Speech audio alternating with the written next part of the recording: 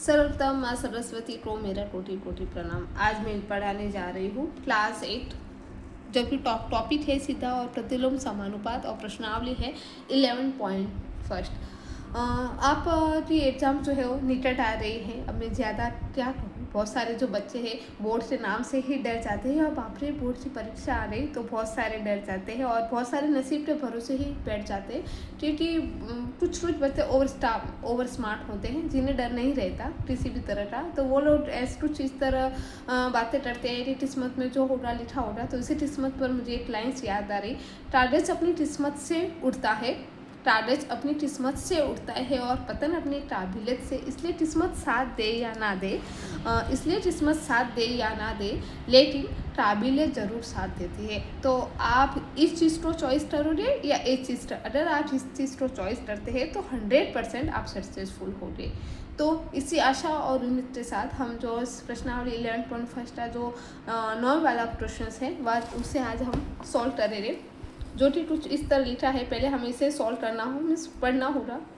5 metre 60 centimetre ऊंचे ऊर्ध्वाधर खंभे की जो छाया की जो लंबाई है वो 3 मीटर 20 सेंटीमीटर है। उसी समय पर हमें ज्ञात करना मतलब एक जो है 5 मीटर 60 सेंटीमीटर ऊंचे ऊर्ध्वाधर खंभे की जो छाया की जो लंबाई है तो वो कितनी है? छाया की लंबाई 3 मीटर 20 सेंटीमीटर। उसी समय पर हमें ज्ञात क्या करना है कि 10 सेंटीमीटर 50 सेंटीमीटर ऊंचे अन्य खंभे की छाया की लंबाई। अगर 5 मीटर लंबा कोई खंभा हो तो उसकी छाया 3 मीटर हो सकती है। सपोज करो अगर ऊर्ध्वाधर खंभे की जो लंबाई होगी वो 10 मीटर और 50 सेंटीमीटर होगा, तो हमें उस खंभे की जो छाया की लंबाई कितनी होगी वो हमें यहाँ पर ज्ञात करना है। तो सबसे पहले मैं यहाँ पर तालिका बना दूँगी जिससे कि आपको प्रॉब्लम ना हो। तो प्रश्नानुसार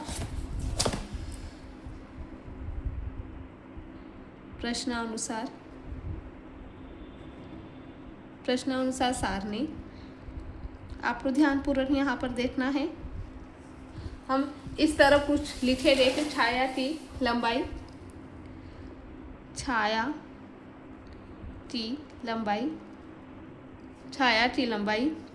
आपको देखो इस तरह विधि पूर्वक करना है। कसम से आपने जो नंबर से बिल्कुल भी नहीं करते थे, मैं दावे के साथ में कह सकती और पूरे में से पूरे प्राप्त हो रहे। और फिर यहाँ पर लिखना है खंभे की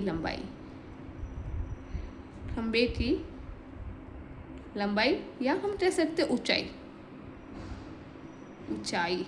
तो आपको इस तरह यहाँ पर कुछ स्केल की सहायता से सारणी बना देनी है, पर मैं आपको समझाने के लिए कुछ इस तरह ही यहाँ पर बना रही हूँ।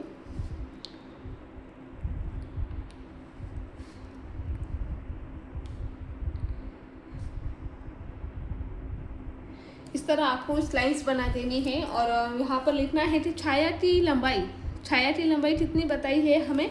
3 मीटर 20 सेंटीमीटर। तो क्या हम इसे कुछ इस तरह भी लिख सकते हैं? 3.20 सेंटीमीटर। हाँ, उसे हम लिख सकते हैं 3 मीटर 20 सेंटीमीटर छाया की लंबाई है। तो उस खंभे का उस मेन जो खंभा है वो कितना है? 5, वो है हमारा 5 पॉइंट छाया। ये इतनी छाया है तो खंभे की लंबाई जो है वो 5 मीटर और 60 सेंटीमीटर। फिर हमें पूछा है कि अगर 10 मीटर कोई ऊंचाई अन्य छाया की लंबाई 10 मीटर ऊंचे खंभे की अगर छाया किस तरह होती, तो हमें खंभे की ऊंचाई जो बताई है तो हमें यहाँ पर लिख देना है 13.50 मीटर। मीटर में है तो हमें भी यहाँ पर क्या करना है? मीटर में ही लिखना है मीटर, और यहाँ पर 0.0 मीटर। यहाँ हम इसे नाम दे देते हैं x1 और इसे हम नाम देते हैं x2, यहाँ पर y1 और ये हमारे y2। अब इस तालिका की सहायता से ही हमें क्या करना है? इसे सॉल्व करना है। लेकिन हम सीधा समानुपात पढ़ रहे तो हमने पहले इसके कुछ नियम्स पढ़े थे जो कि आपको पूर्ण रूप से याद हो रही। फिर भी अगर नहीं है तो मैं आपको यहाँ पर लिख के बता दूँ। नोट देखो, खंभा जितना लंबा होगा तो छाया भी उस हिसाब से लंबी होगी। छोटा खंभा होगा तो उसकी जो छाया होगी वो भी छोटी होगी। तो हमें इसे किस तरह यहाँ पर लिखना है? प्रश्नानुसार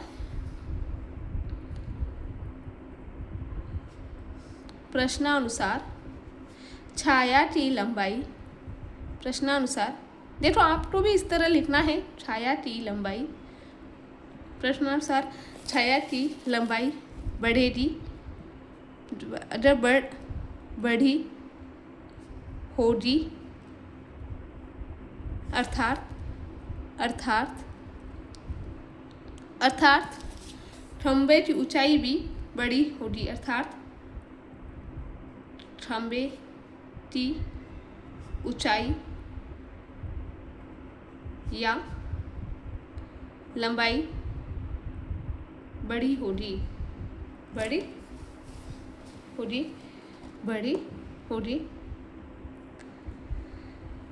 अतः खंबे की ऊंचाई व छाया की ऊंचाई जो है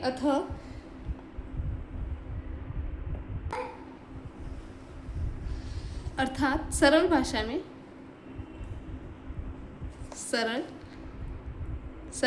में अगर मैं बात करूँ तो क्या होगा, अगर खंबा बड़ा होगा तो उसी अनुपात में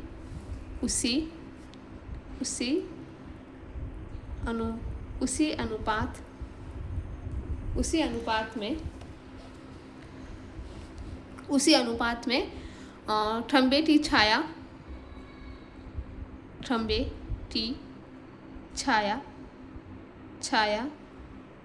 भी बड़ी होगी, अर्थात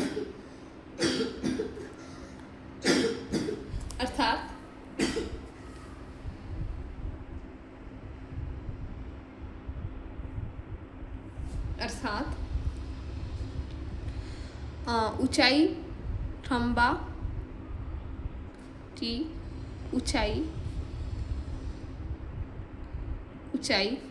व छाया की ऊंचाई परस्पर अनुक्रमानुपाती होंगे,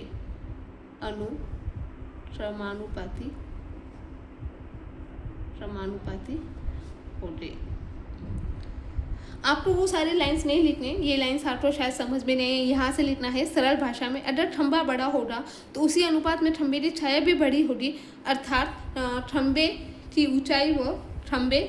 ऊंचाई व छाया की ऊंचाई परस्पर अनुक्रमानुपाती होगी। तो इसी अतः ये प्रत्यय समानुपात है, तो जिसके आधार पर हमें यहाँ पर क्या लिखना है,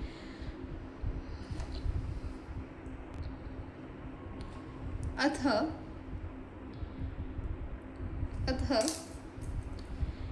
x1 बटा y1 बराबर होता है x2 बटा y2 के। तो नियम अनुसार जब हम मान रखते हैं, नियमानुसार मान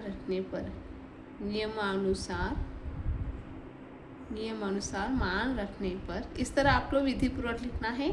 नियमानुसार जब मान रखने पर जब हम मान रखते हैं तो x1 हमारा है 3.32 बटा y1 है 5.60 बराबर x2 हमारा कुछ नहीं है, हमें x2 ही लिखना है, और बटा फिर हमारा जो y2 है वो कुछ इस तरह है 10.50। फिर हमें यहाँ पर वज्र गुणा करना है,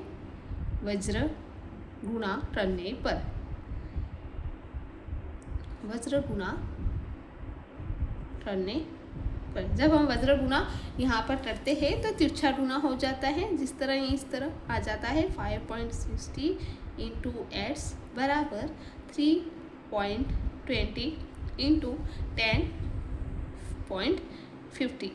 फिर यहाँ पर ये x पीछे रह जाता है, पक्षांतरण हो जाता है, तो आप इस तरह हो जाता है, और ये जो ऊपर वाली राशि है ये कुछ इस तरह लिखी जाती है,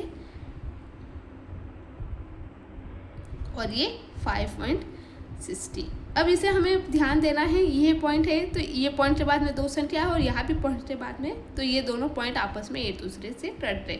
लेकिन यहाँ पॉइंट है और तो 2 संख्या है तो हमें नीचे 100 लिखना पड़ेगा, ये आप सब जानते हैं। तो फिर हमें यहाँ पर क्या करना है कि ये 0 से ये 0 और ये 0 से ये 0, मतलब पीछे जो बच रहा है 10 बच रहा है, आगे वाली जो राशि आएगी x बराबर इसे 320, जो पॉइंट वाले तो सारे कट रहे हैं, इंटू 105 बटा 56 इंटू 10। क्या हम इसे इस तरह लिख सकते हैं? तो हाँ, हम इसे कुछ इस तरह लिख सकते हैं। जब हम इसे बाहर देते हैं तो हम देखते हैं कि ये और ये दोनों 7 से कटे गए, मतलब 7 एकम 7, 7 पचे 35 और 7 सते 49, 7 8 56।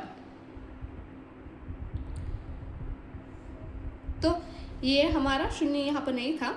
7 8 और 8 के पारा में 32 आते हैं, 4 बार 8 चौका 32। फिर हम यहाँ का जो एक्स्ट्रा मान हमें निकालना है तो हम कुछ 4 इंटू 50 बटा, यहाँ देखो क्या था, नीचे 10 था, बराबर क्या होता है 15 चौका 60 बटा 10।